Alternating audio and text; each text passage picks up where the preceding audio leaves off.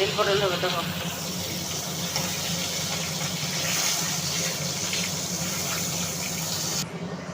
লাল লাল করে ভেজে নিলাম পটলগুলো। এবার দেবো জিরে আর শুকনো লঙ্কা ফোড়ন।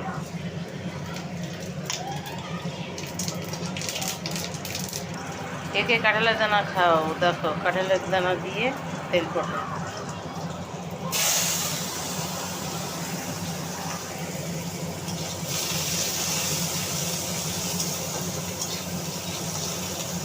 এর ভিতরে মশলা আছে জিরে আদা বাটা লঙ্কা বাটা, আর আছে তোমার নুন হলুদ মিষ্টি মানে চিনি।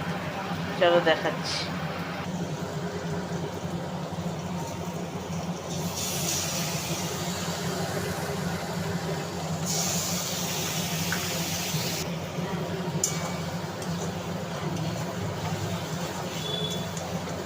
এবার জল দেবো, দিয়ে এবার দেখাচ্ছি ফাইনাল লুক। Final look.